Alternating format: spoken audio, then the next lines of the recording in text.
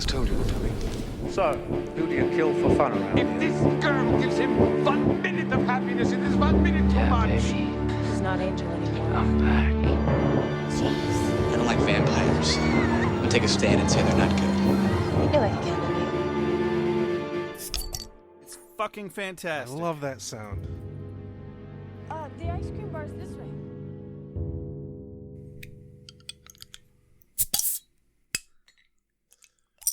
Oh, you had beer opener dysfunction again. No, I didn't. It was fine.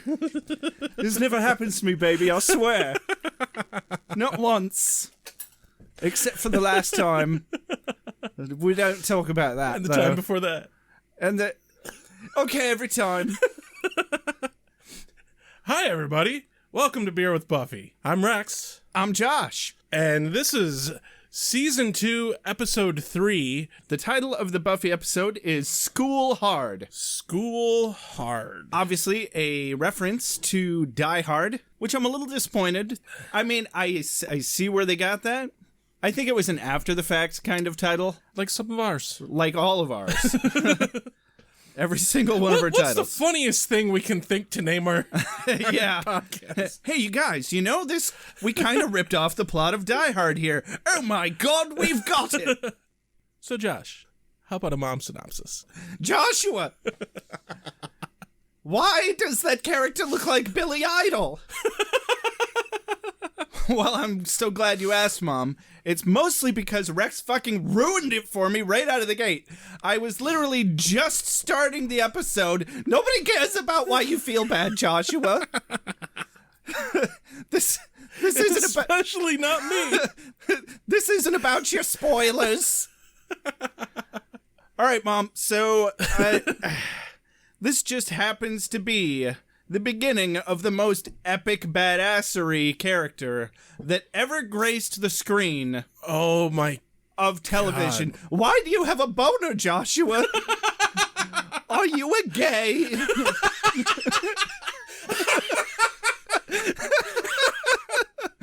No, Mom, I'm not a gay.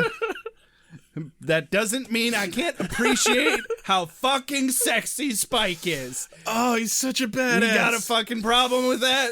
Take it up with my psychologist that I'm gonna invoice you for. Alrighty then. So the Anointed is still around. Spike shows up and he offers to kill the fucking Slayer, and he sure does try.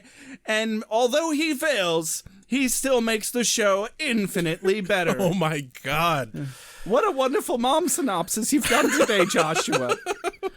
I am very appreciative of the way you've made fun of me today. Now I'm going to listen to your episode. God, please don't. No, you're not, Mom. I know. I know. Oh, God. Okay, that was definitely one of your better ones. Oh, fuck. Alcohol. Alcohol.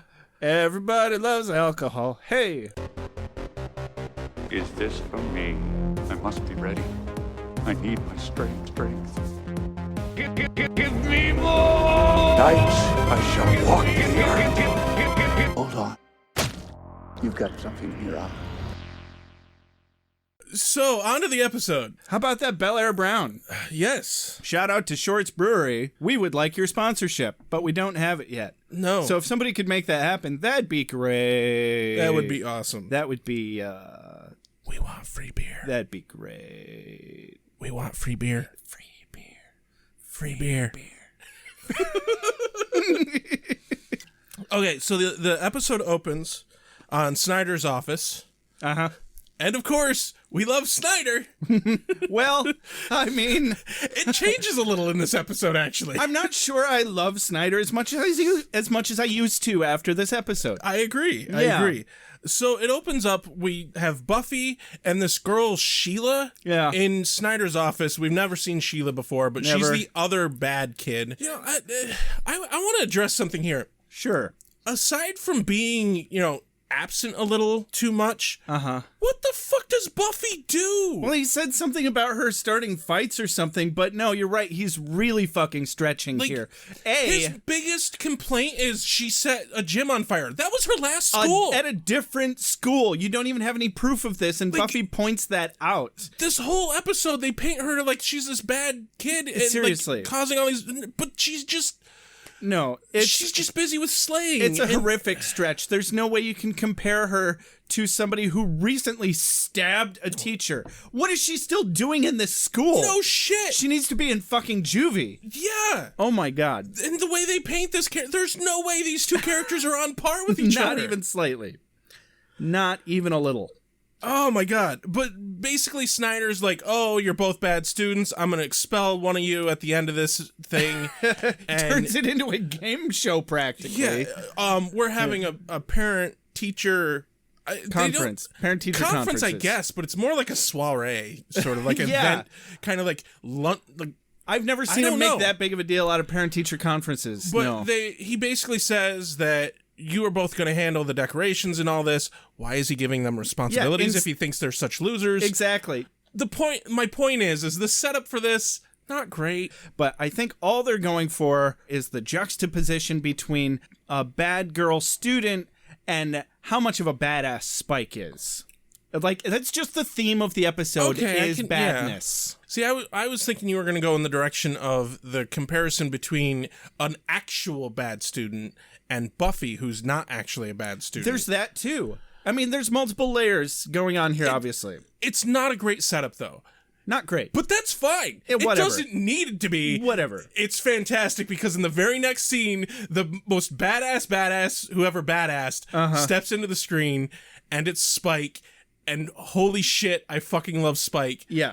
I don't know if I mentioned this before, but he is by far my favorite fucking character in the entire goddamn show. He absolutely should be. He's probably mine as well. The moment he steps on screen, my god, James Marsters has fucking screen presence. Like, just this moment of catharsis just falls over you like a weighted blanket and says, shh. Introducing Spike in this episode, I think, honestly, is the moment for me when the show really steps into its shoes. This whole episode, Spike is just so far above tier any other bad guy we've seen yet. Well, I think the whole point of Spike was really to wipe the slate clean of all these turdy, nerdy, stupid fucking bullshit characters. He trumps the Master by leaps and fucking bounds. Oh, absolutely. In just his first scene, because it's the episode, like, he pops on screen, he says, oh, it's good to be home. I don't know why he says it's home, because he's not from here, but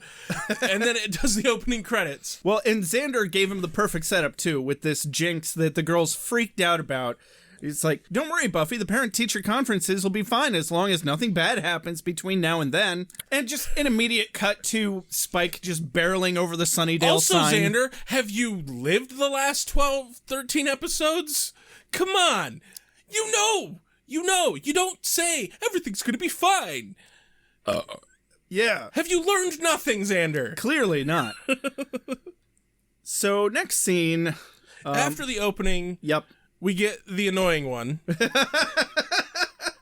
I have to mention this because I want a little bit of bragging rights.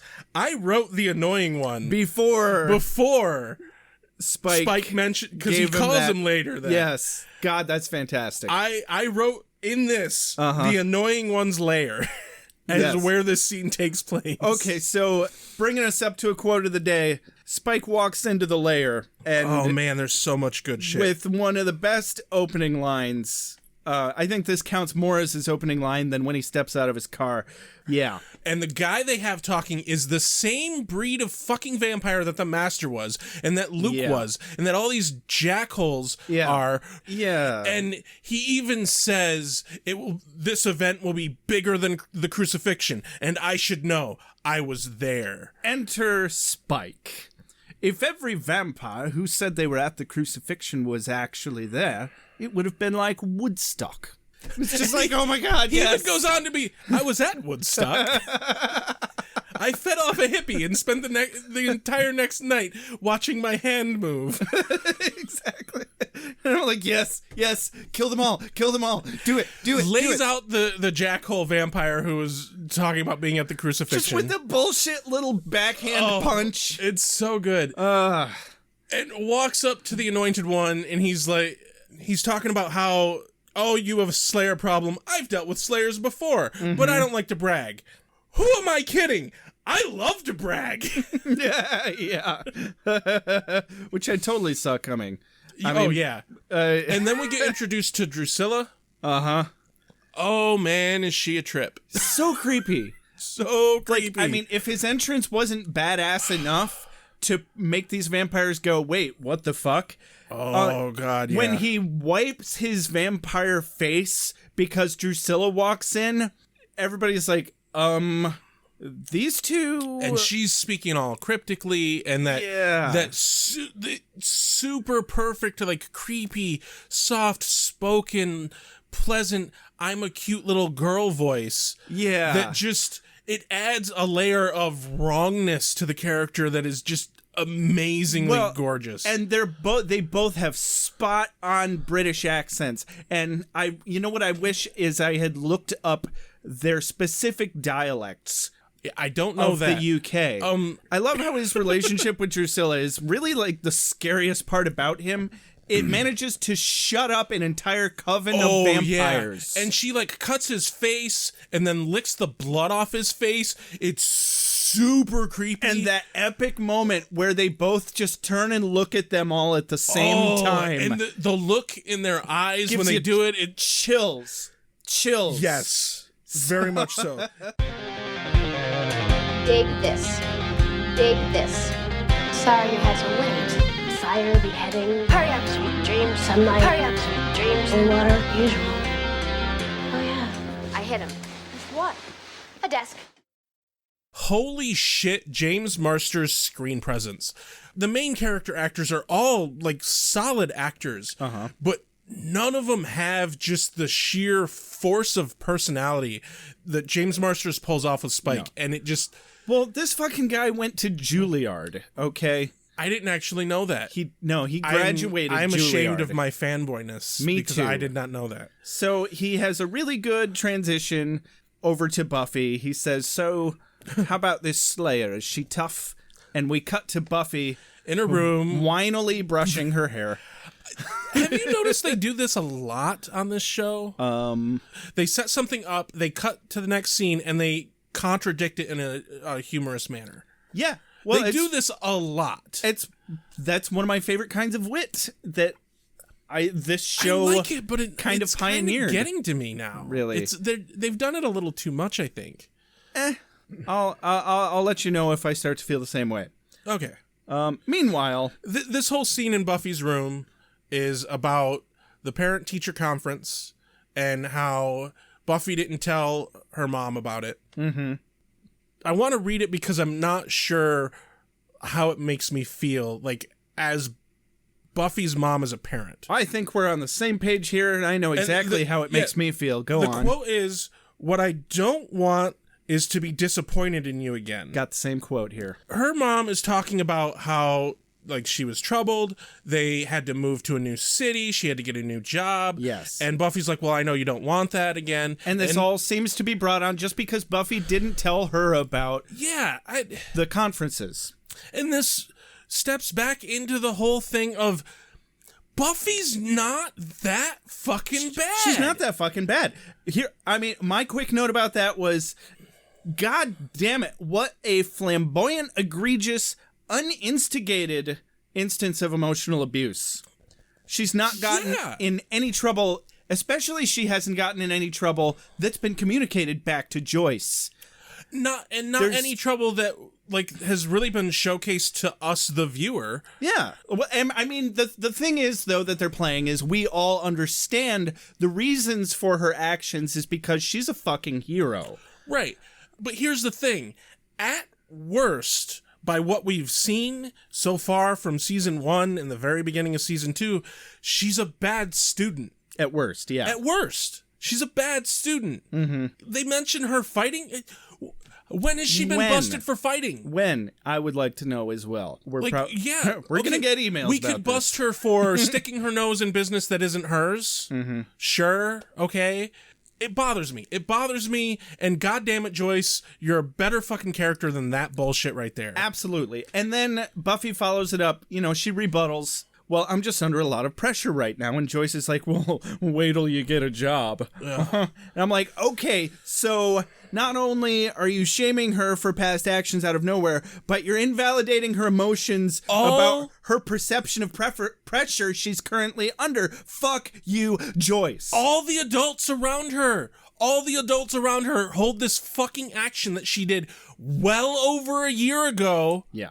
And okay. Yeah, don't help her move on or anything. Right.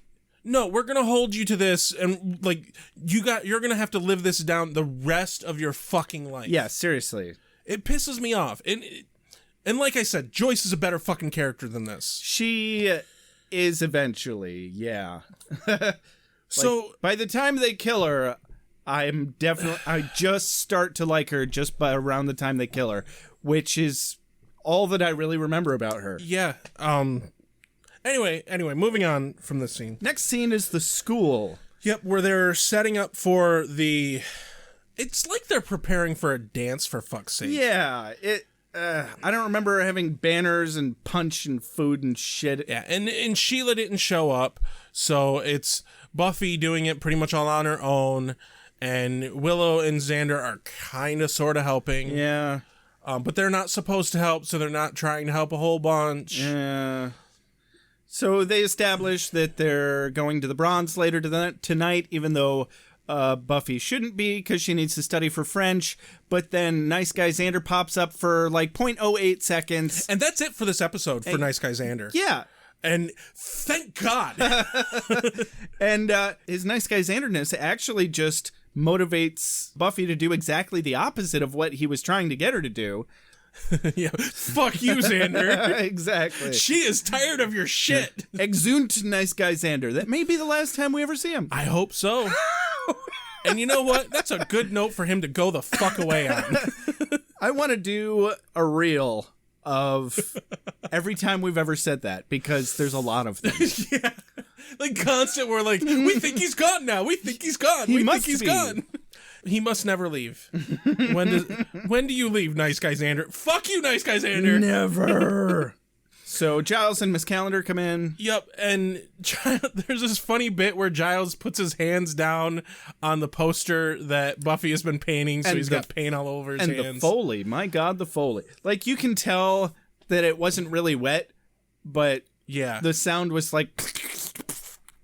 Well, when they cut into the scene, there's one little circle of spot that is empty of paint, yeah, and Buffy's that painting they left that circle for Buffy to fill in with one little dab. So it's very obvious the whole thing was made and then brought in, and there's just one spot for her to paint. Man, luckily they one-shot nailed that scene. Yeah. I guess. Or maybe they did paint the whole banner, and that's how many times it took them to do the whole thing. That would be awful.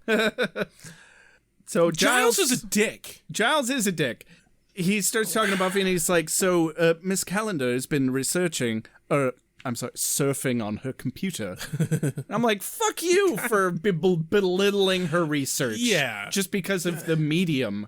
More than that, Buffy's obviously stressed about the parent-teacher thing, obviously trying to juggle her normal life and slaying. Yes. And Giles is just like, no, fuck your normal life. Well, there's a big theme of that in this episode, of Buffy being belittled and not taken care of, considering how much she takes care of them. Really? Yeah. It's kind of fucked up. Later on, I think Giles kind of has his moment where he's like, no, maybe I do this wrong.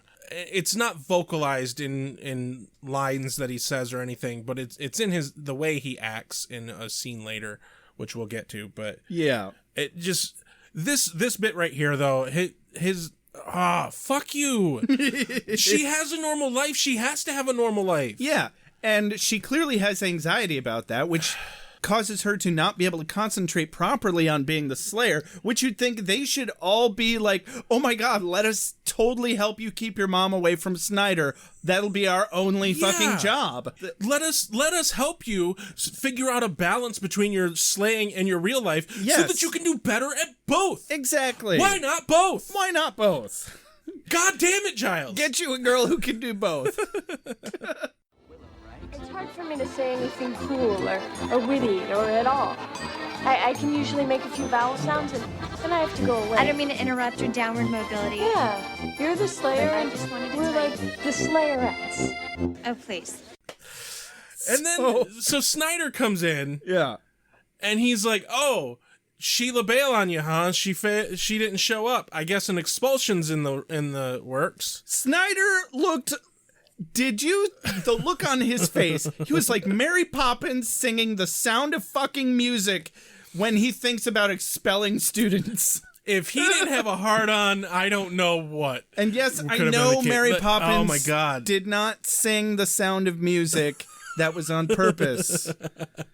Yeah, he looks way too happy to be expelling a student. So much so that, again, I asked the question, Snyder, why did you give them this ultimatum? Just so we could fuck Kick with them. some people out. Just at this moment when Sheila shows up, she's obviously hung the fuck over. Oh, right? Oh Or my God. Something, whatever. But Strung out something. so my Buffy question... just covers for her. Yeah, that was my question for you, is why the fuck does Buffy even bother covering for her? I don't know. I wouldn't have. Some sort of solidarity amongst bad girls, hard air quotes? Buffy's not dumb enough to not see that there's a difference between her and Sheila. Seriously. Like, obviously Buffy is a, quote, bad kid because she's dealing with being a Slayer.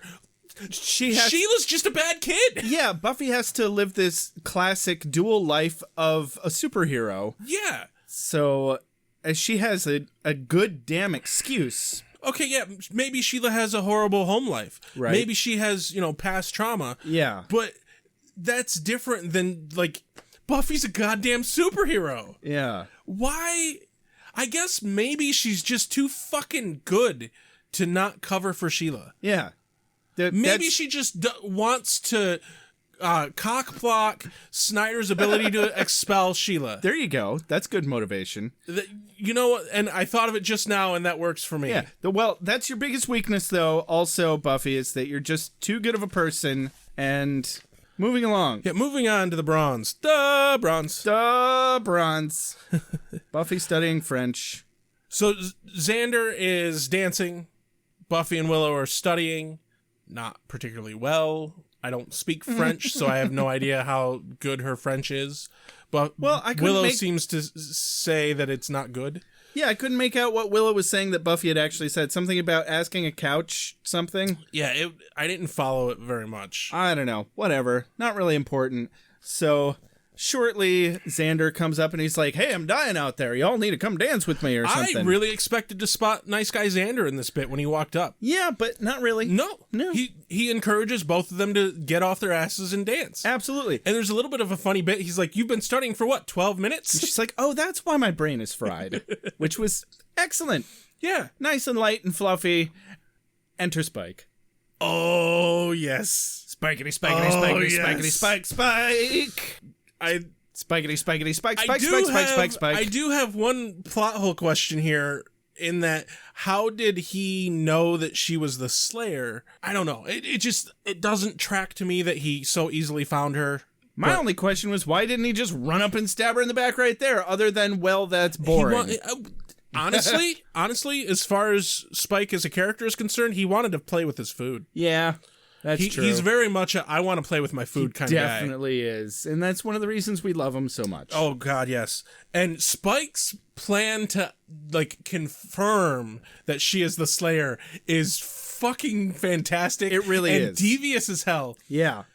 So he tells the guy that he's with, hey, go feed. So the other vampire goes outside to grab a girl and feed.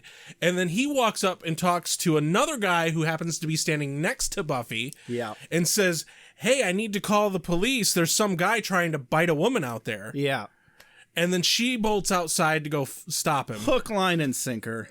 And he just hangs out and watches, all super creepy like. Can I say this is one of the first scenes in the entire show where I felt like they were in real danger. This whole damn episode, dude. Yeah. This whole episode, Spike exudes so much screen presence, he actually seems dangerous. Yeah. And, like, menacing. No one else has been menacing yet. Yeah. I have a theory on why, and I think it's because they finally stopped setting up their villains like cartoon characters that are specifically there to be knocked down. Exactly. They finally said, wait, what if somebody who actually had common sense tried to fight Buffy? And the only other one that I could think of that came even remotely close was Luke in the very first episode, and only barely. And the only reason Luke came close is Luke was a physically giant, dominating presence. Yeah, big fucking dude. James Marsters is not big, but yeah, Spike is by far the first, like, actual scary villain that we've had yet. And if we didn't know that already, we were damn sure when he stepped out with his slow clap. yes. Perfectly executed slow clap. Buffy kills the vampire. He steps out. The look on Buffy's face is just like, what the fuck? I didn't write down what he says, but he ends up taking off. I didn't write it down either. Negative on Buffy to not chase him down. Right? A little bit. Obviously, he's a vampire. Like, it was a pretty cheesy line. It was something about, you'll be dead next week or some shit. Yeah.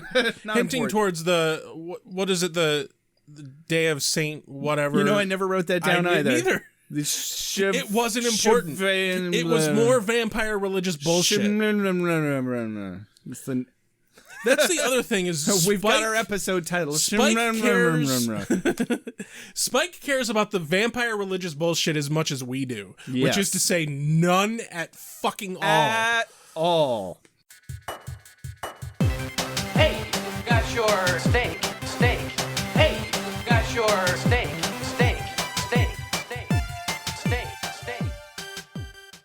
So from here we go to the library. Yes. And they're trying to figure out who the fuck Spike is. Wait, no. Before that, outside somewhere else, I assume a different exit to the Bronze. The short little bit with Sheila. Oh, yeah.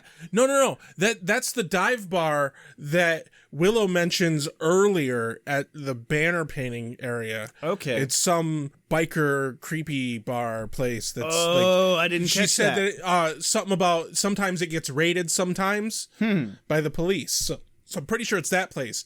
She's walking out with two guys. She's obviously drunk. They're obviously drunk. This is the point at which I knew that Sheila was a complete throwaway character. Oh, yes. Because I was like, oh, they hired a bad actor and they gave her bad lines. Yeah. Seemingly on purpose. She is a fucking steak, Listen what she is. She's just a big chunk of piece of meat for them to use and the bad guys to eat and throw away. She is this episode's version of Jessie. Yes. From the first episode. Definitely. And her first fucking line coming out of this bar, well, not her first line, but she's like, you guys weren't lying about a Cadillac, were you? Because I'm crazy about a Cad. Just the feel of the leather makes me wanna... Where'd you go? And the whole time it's just so awkward. Yeah. So bad. She's not great. And then Spike enters and we're like, oh, thank God. Oh, he's gonna kill her. Thank you, Spike. And he lures... And we already loved you. He lures her away, and the guys that she was looking for were literally right at her feet. Wow, she was really drunk. Seriously. Oh, actually, it didn't even occur to me that she might be drunk. That makes more sense now. Oh, that she was definitely playing drunk. That she'd be as blah as she was. All right.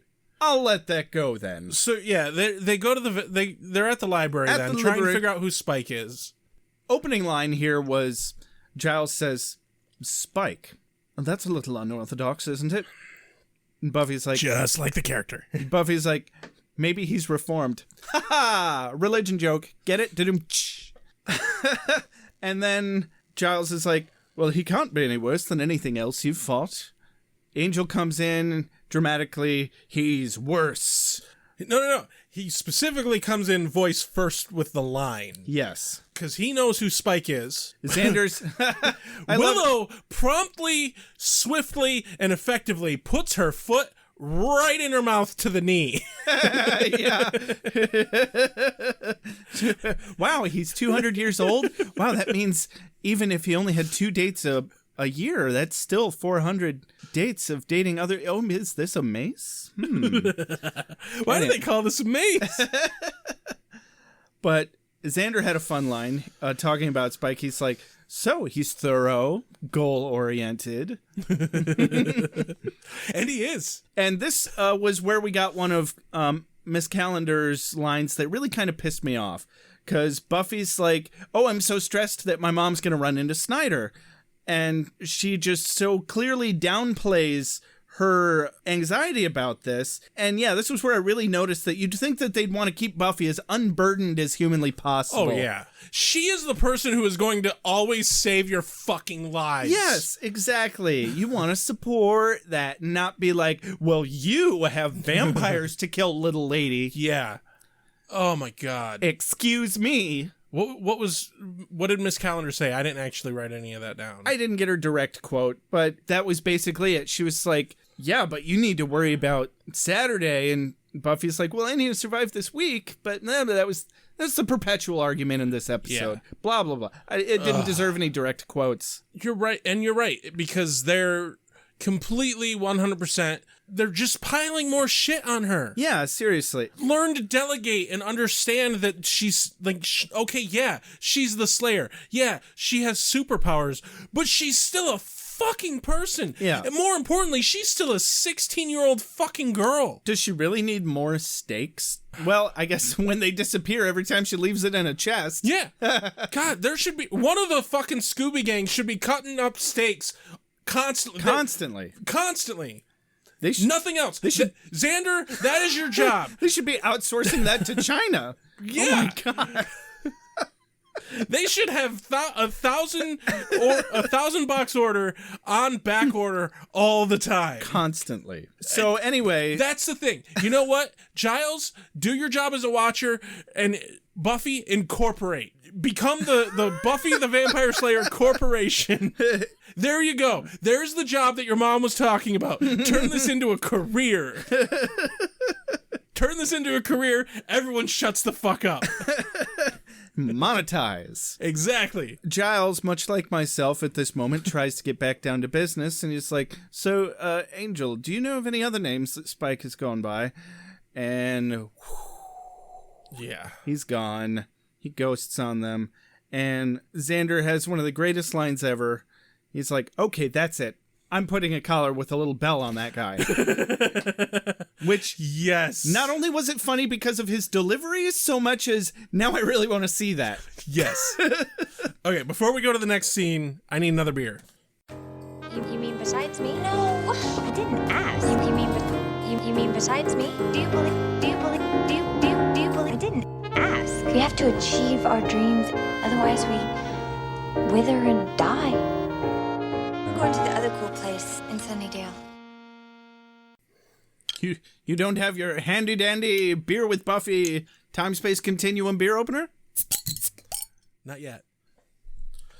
Okay, so the next scene I have dubbed Bye Sheila.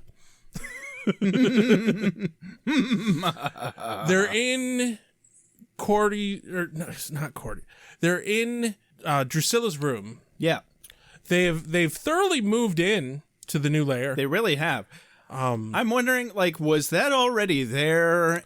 I don't think so. Or did they really have to move all that in? Drew has names for all the dolls. I think this was one of the fun... Drusilla's just crazy enough. I think she could come up with that shit on the spot. But she had one of a very characteristic line, one that just really sets the tone for her in general for the rest of the show. She's grabbing a doll and she's like, Missy that speaks out of turns a bad example and will have no cakes today, as she turns around this creepy doll. Yep. There's at least half a dozen or more dolls on the little, like, I guess it's a dresser Yeah. I didn't get a look at what the actual object As they some were sort sitting of on. shelving. Yeah, but thing. there's a number of dolls there. A number. They're all tattered and creepy. Mm-hmm. The whole room is tattered and creepy, but it's all like lacy frilled As stuff. one would expect of an ancient vampire. Yeah.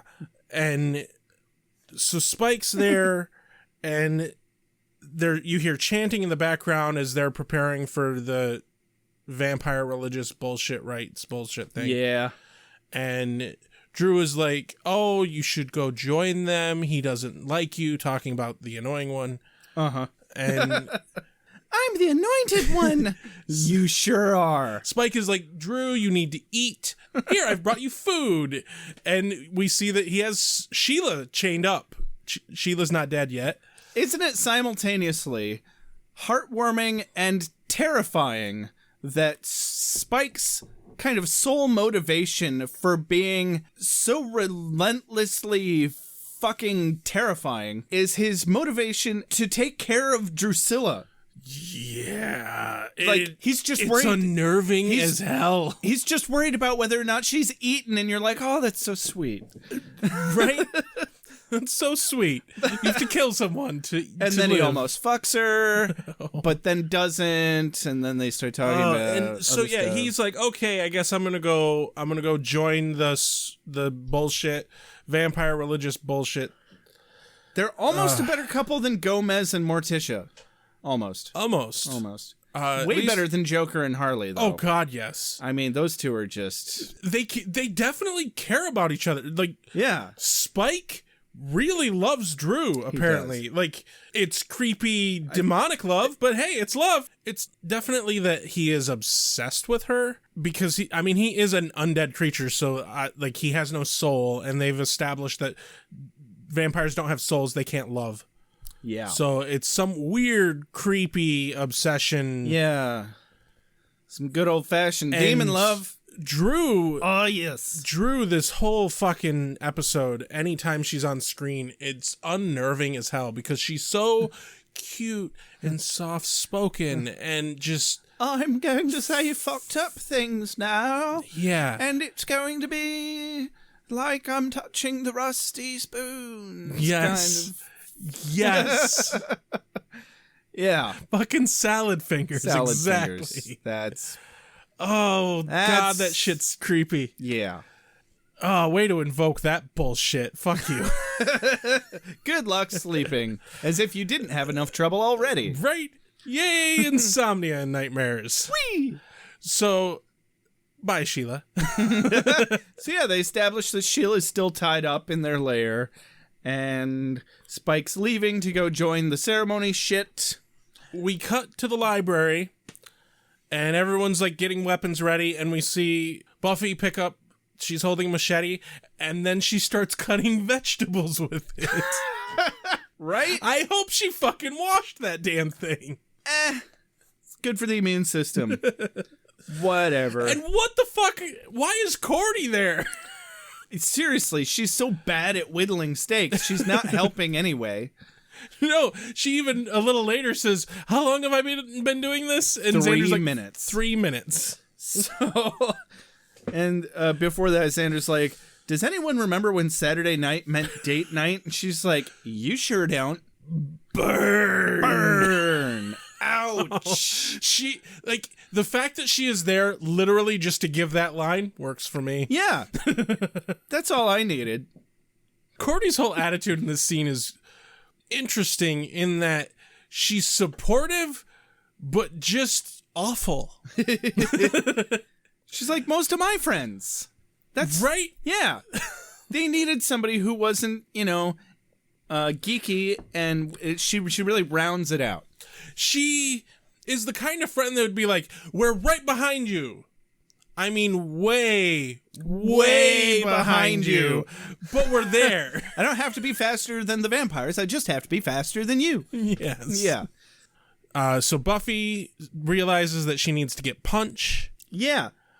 So she makes lemonade with no sugar in it, which frankly kind of sounds good to me. There's too much sugar in everything these days. But my question is, I really hope they gave Buffy some kind of fucking budget for all this shit she's doing. Yeah, really. Like- and she had time to fucking make that much fresh squeezed lemonade. Jesus Christ. Yeah. That's a lot. It's a whole fucking punch bowl worth. I don't remember having this much free time in high school. No. But also, I didn't live in such a small town. I lived way the fuck out in the middle of nowhere in comparison. I had to take the bus. Pfft, Yeah. whatever. Obviously, we've pre-established that you can literally walk anywhere in Sunnydale. Yeah, It's all within a block of each other. You don't need a car, but when you have a car, it still takes you longer to get somewhere. Apparently, all the roads, like if you're at the Bronze, the road to leave the Bronze points in the opposite direction for half a mile and then loops around the city. Only half a mile? Well, it's a long loop around the city to get to the school, which is right next door. You have to leave town, drive around the town, and then drive back into town. Oh. See, why didn't you give me those directions before? My favorite part about this lemonade bit, though, is Buffy's mom comes walking over, and Buffy's like, "Here, have some lemonade." And Willow's face is like, "No." Yeah. And she shakes her head. That old bit. Yeah. So Cordy spots Buffy's mom from across the room. Buffy's mom is really the hot topic of this episode. Yes. Snyder wants to talk to Buffy's mom. Even Cordelia's like, "Is that your mom? Now that is a woman who knows how to moisturize." Did it, like, skip a generation? Like, aha! That's shitty. Fast forward a little into the night. Yeah. Buffy's mom. Let's get to the good part. Yeah, Buffy's mom walks back up, and she's like, "I've seen every room, and there's no teachers." And because Willow's doing her damn job. Exactly. And finally, though, Snyder catches Buffy's mom and says, "We need to talk in my office." There's a reason why you're here. Reason what's now. There's a reason why you're here. Reason what's now. They're back to the library when Giles finds the information on Spike. He's actually known as William the Bloody. William the Bloody. And this is when we confirm that Spike has indeed killed 2 other Slayers. Uh-huh. And so they're legitimately worried now about Yeah. Buffy's well-being. Snyder comes back with Buffy's mom. Buffy's mom is like, "Get in the car, we gotta go." And Snyder starts turning off lights before people leave. Yeah. Snyder, you're a dick. Yeah. And then the vampires jump through the fucking window. Saved by the PCB Holy gang. shit. It is a great little bit here of them jumping through the window. I mean, okay. Was it that great? I mean, I thought so. I thought it was good camera angle, good lighting for it. Yeah. It was And- well done. Oh yeah, it was very well I don't done. know if I'd say great. For a show like this, well done is great. Meet me by the flagpole at noon. Fuck you, we don't have a flagpole. I'll get one. It'll be fine. We'll work it out. So the vampires attack, and Buffy, this is when Buffy changes gears immediately. She's hardcore Slayer mode, Yeah. no more anxiety, like her worries are gone. She just takes the fuck over, and everyone just instinctively starts fucking listening to her because she speaks with perfect authoritative tone and everything. It's fantastic.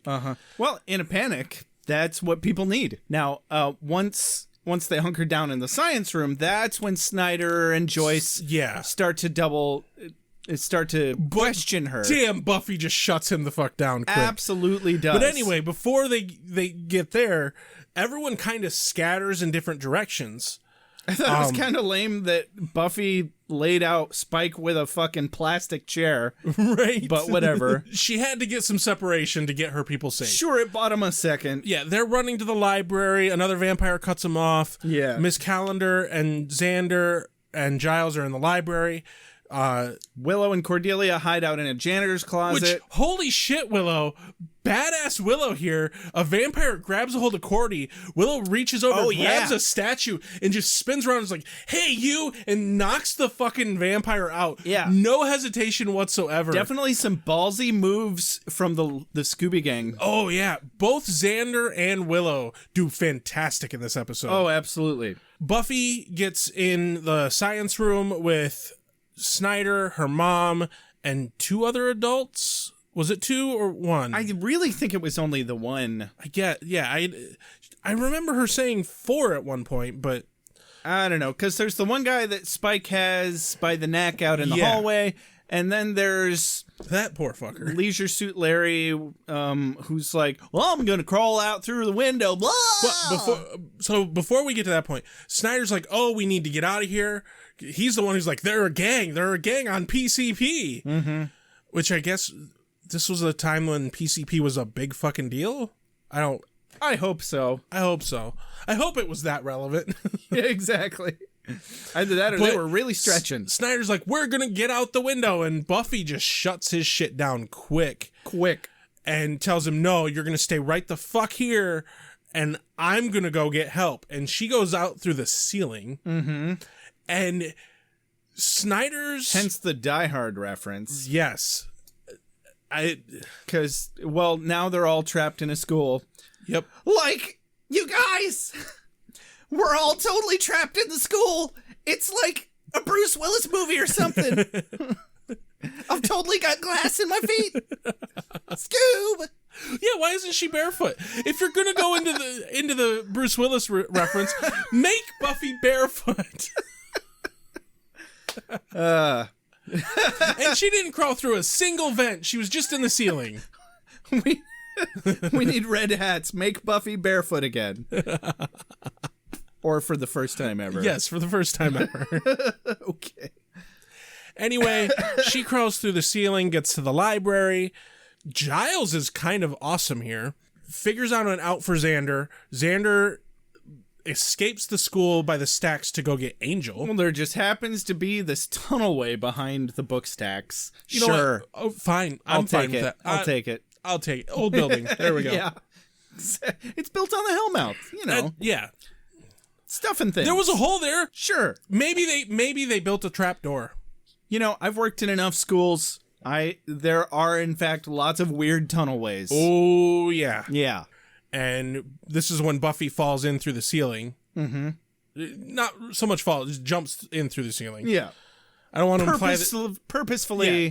I don't want to imply that she, like, lands on her head or anything. Yes, falling with style. She's badass. Falling with style. I kind of got a little choked up here in this bit. What? Rex, you don't have emotion. We've established plenty this. Of emotions. Okay. So Giles is like, I want to help. I'm going to go out there with you. I need to help. I'm going to help you fight the vampires. And Buffy shuts him down. Mm-hmm. Says, no, you're not going to do that. And she says, my mother's in that room.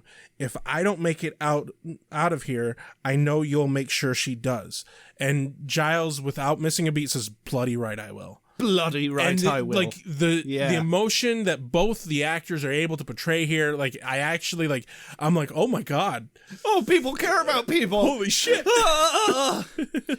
It's making my stomach do things. And we get a nice little offshoot bit here. Spike has that other adult dude in the hallway. Yeah. Which is flamboyantly just there to be like, look how scary he is to other vampires. He must be extra scary. Yep. I wrote down his line here because I thought it was pretty clever. He says, I'm a veal kind of guy. You're too old to eat, but not to kill. Snaps his neck. I appreciated that they did the cutaway because they were able to properly make it look like his neck was turned far enough to actually be broken. Yes. And not like he was craning to look at something. They definitely shot that perfectly. Yeah, that was well done. It's hard for me to say anything cool or witty or at all. I can usually make a few vowel sounds and then I have to go away. I don't mean to interrupt your downward mobility. Yeah, you're the Slayer and we're like the Slayerettes. Oh, please. I want to actually take a moment to talk about Spike here. We touched a little bit on this earlier. What it is that makes Spike scarier than these other assholes. And the scene that really makes me think about it is Spike walks by and there's one vampire who's banging on the door that Buffy's mom and Snyder are in. The door's solid. And he can't get through. And so Spike says, use your head, and grabs him and bashes his head against the fire axe glass. And I thought he was going to bash his head into the door. I did too, but Spike is smarter than that. Yes. He's not randomly just going to kill a dude that's helpful to him in the moment. Yeah. Holy shit. Sensible actions. Yes. A, he's scary because he's smart and sensible. Unlike the master. But B, I honestly think what makes him so scary is he's young. He understands. They cut the electricity on the building.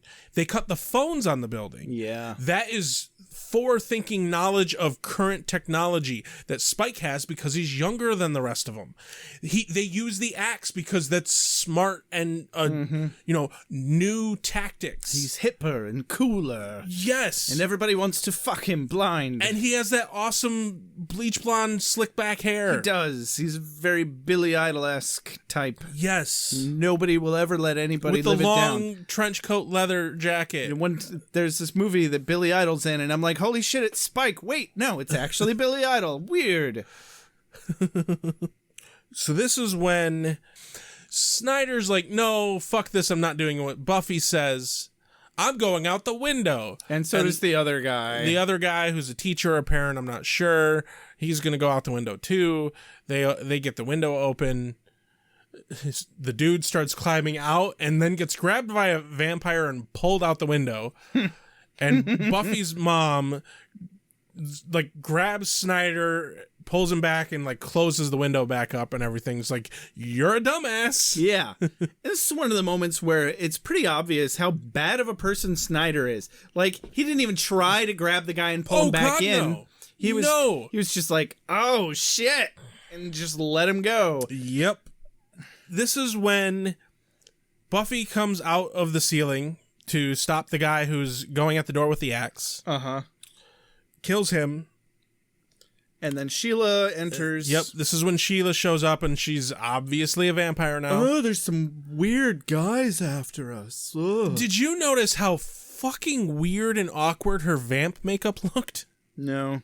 I don't know if it was that just it looked too bulky. They probably reused an old prosthetic that was made for somebody else's face. Yeah, I think so, because I mean she has a wider, rounder face shape. And confirmation, she is this episode's version of Jesse in every possible way. Even became a fucking vampire like him. Yup. Buffy gets the drop on her because Giles sees Sheila with the axe about to attack Buffy. Oh, was it Giles? Yep. I wasn't sure they were who across warned the hall from the library. Yeah, I wasn't sure who it was that warned her through the door. Did you notice that when she swung the axe at him, she hit a poster of a dude with a severed leg right where his leg was severed? I noticed the poster. Yeah. I'm curious what that fucking poster was. She hit him right on the one leg where it was such a stupid joke. They do poster jokes here. They do. They love their poster jokes. This is when Angel shows up. They kill the vampire that killed the teacher dude who got dragged through the window. And Xander's like, what are we going to do? And Angel like grabs him by the throat. And Xander's like, okay, I guess we'll do this. He says, do you have a plan? Good plan. Yep. And drags him into the school. Fine, great. Tries to fake out Spike. And I thought that they were succeeding for just a second. Me too. But goddamn it, Spike is smarter than this bullshit. Yes, he is. This is when we learn that Angel was Spike's sire. Mm-hmm. Dad? Yep. Oh my god, Dad! And so Angel's trying to fake Spike out. Spike is seemingly playing into it for, like, I thought they had him for a moment. Yeah. For just a second there. Good on James Marsters' acting for being able to pull off being slightly, like, taken by this. Juilliard. Well, yeah. I mean, that's going to come up a lot, probably. Yeah. Spike clocks Angel. They run. And this is when the big showdown between Spike and Buffy happens. Uh-huh. Oh, my God, is it good. So, I think here's another thing that I think makes Spike so great. He said, so his line is, fee, fi, fo, fum. I smell the blood of a nice, ripe girl.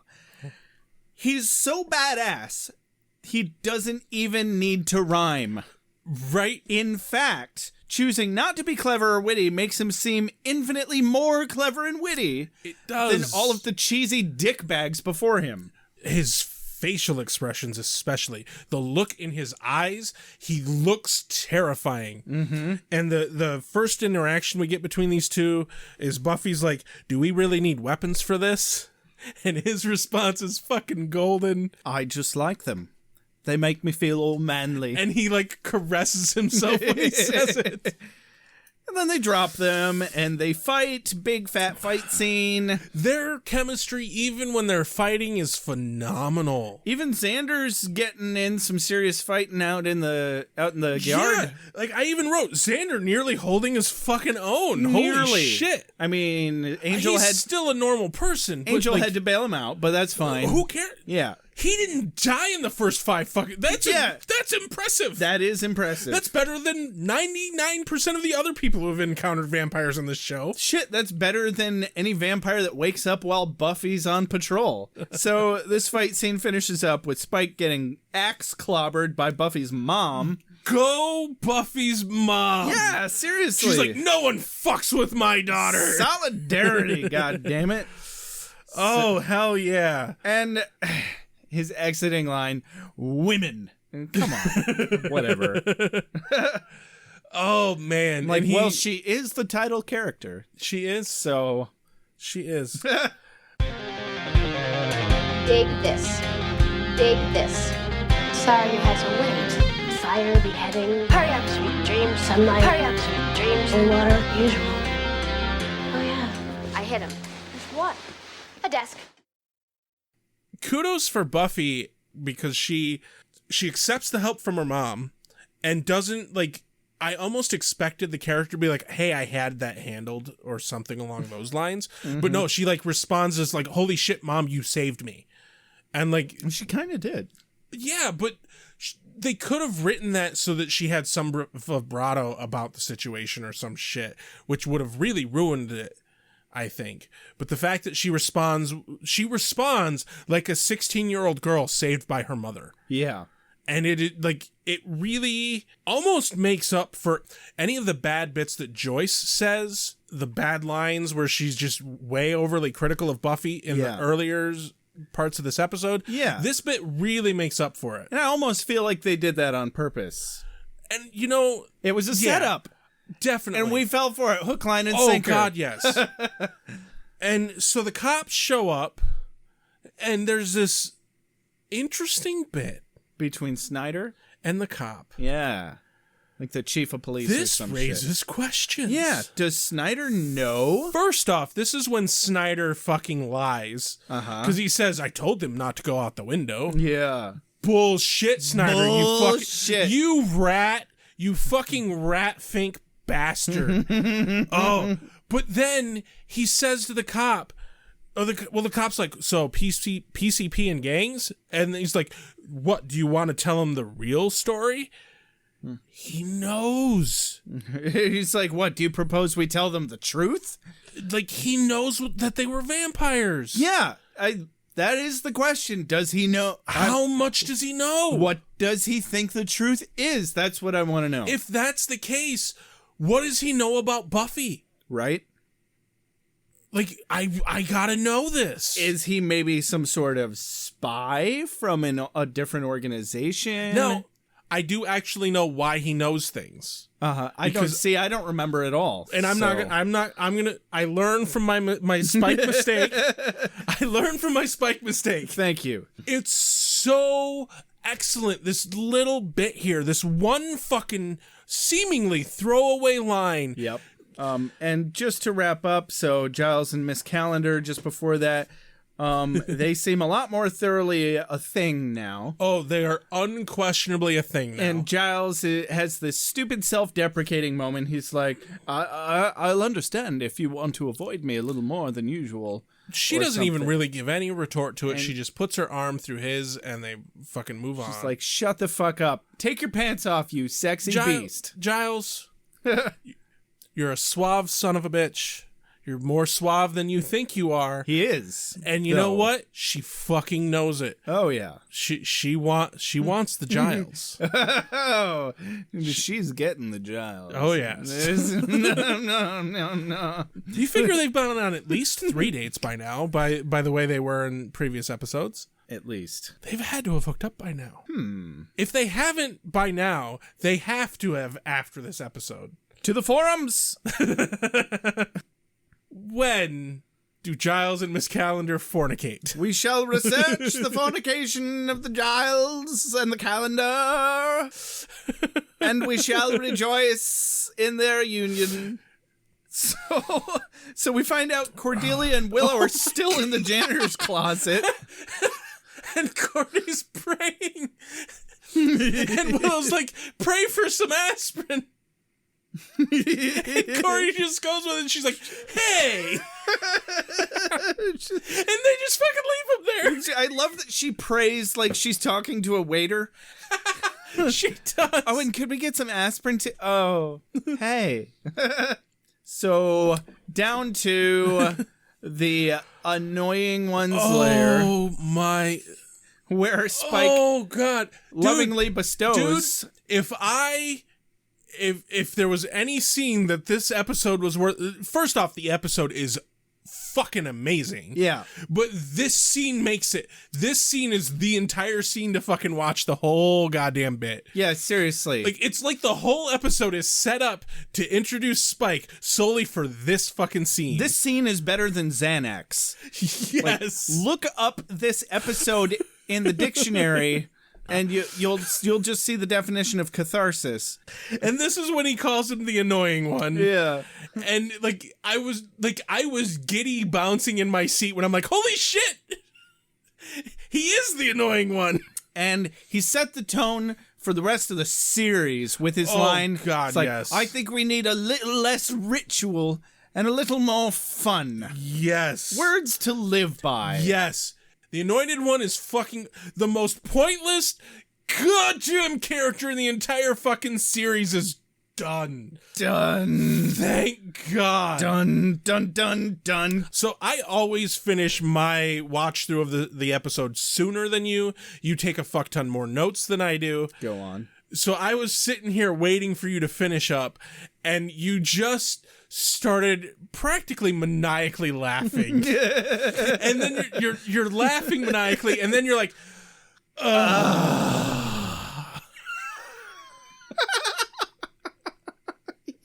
And I'm just like, I know where you are. You are at minute 42 and 37 seconds, aren't you? You are at the moment that fucker dies. And I'm like, yeah. Oh my God. It was so, like, the best part of this entire episode was that moment of getting to witness your catharsis of his death. I didn't realize how stressed I was. You knew you hated him, but you just didn't really truly understand the depth. Yeah, I didn't. Introduction of Spike, the gontroduction of the Anointed One.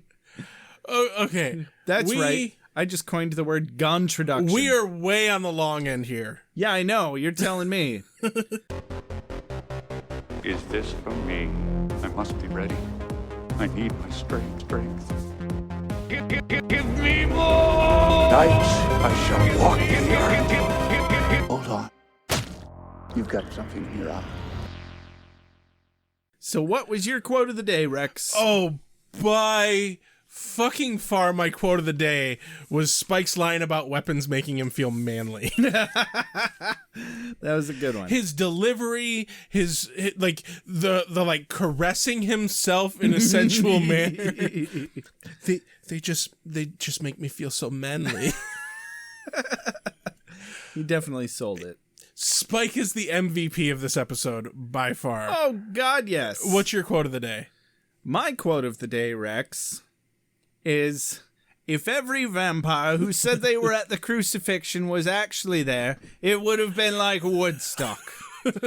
Because you know what? I've had that line rattling in my head for years, and I had forgotten where it came from.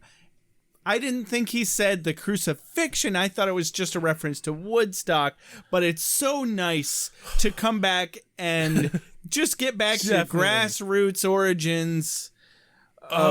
Spike, you are. This whole episode is a love letter to you, my friend. It really is.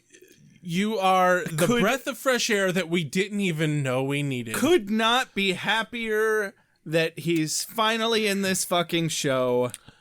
The difference in how terrifying the vampires are in this fucking episode versus the first episode when they're trying to resurrect the master is night and fucking day. Yes. Like, we're talking, the difference is fucking Twilight vampires versus Anne Rice vampires. Yes, it is a night fucking day. It is a great big hard cock all the way up inside. All the way up in there.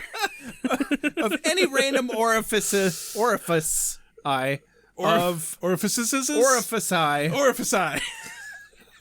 orifici. Oh my god. Like, I was really excited the moment I realized that this was the intro to Spike. I was excited, but I did not realize how fucking much this show goddamn needed him. How well-founded your excitement was. Right. Yeah. Like, I was excited because he becomes one of my all-time favorite characters. Absolutely. And my favorite story about Spike is I was in college taking a public speaking class, and we were all given this assignment to do a speech on a hero of ours. And the teacher specifically said, it can be somebody you know or somebody you don't know. It can be a fictional character or a non-fictional character, a historical figure, whoever, whatever. Did you seriously choose Spike? I seriously chose Spike. Now, here's the really fucking funny part. The day that we all had to go up and do our speeches in front of the class, I went dead last. Oh, dead last. That's always really good or really bad. I just think it's hilarious because every single person who in that class before me, they all remember your speech. Everybody did their speech on like their grandma or their dad or their mom or their sister. No one chose fictional characters? Zero people chose. That's surprising to me. Nobody chose. They didn't even choose historical figures. Wow. And so I'm up there like, so I chose Spike from Buffy the Vampire Slayer because we all knew at a very young age that Josh was a nerd. Because he liked to torture his victims with railroad spikes. And they all laughed, and I was like, yeah, I'm going to do a podcast about this in 15 years or so. Probably. And you will tell this story today. And no, but the funny, to me, the funny part is that you were the last speech. They all remember your speech the most. I bet they do. There's some dude who's like, there was this one time in acting There was school. this one fucking dick. So, obviously, Josh, you obviously liked the episode.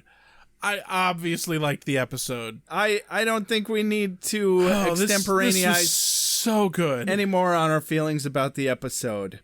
I just want to say, please subscribe, like, share. You can find us on Facebook, Twitter as Beer with Buffy. You can listen to us on iTunes, Google Play Music, Spotify, beerwithbuffy.com. Feel free to contact us at beerwithbuffy@gmail.com. You can leave comments and suggestions in our Facebook group. As always, big thank you to our composer, Benjamin Alexander. And more importantly, I want to make this call out right now. Yeah. Please review us on iTunes. That is the number one thing that will help us build an audience. Even above donations, that is the number one thing you can do for us at this point in time. Please and thank you. This has been Beer with Buffy. I'm Rex. I'm Josh. Have a good night. Maybe I will, Rex. Maybe I will. You are the Slayer. Lives depend upon you. I make allowances for your years, but I expect a certain amount of responsibility, and instead of which you enslave yourself to this cult. You don't like the color?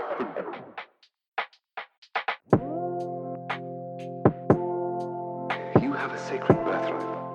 You were chosen to destroy vampires, not to wave pom-poms at people. Why can't you people just leave me alone? You are the Slayer. Go ahead. Prepare me. I'm a watcher. I haven't the skill. Oh, come on. By appealing to your common sense. Earwolves, incubi, succubi, everything you've ever dreaded was under your bed, but told yourself couldn't be by the light of day. One gal in all the world. Common sense.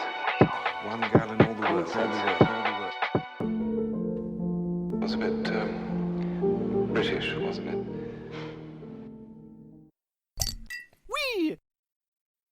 Wait, what have we done? Why are we watching this?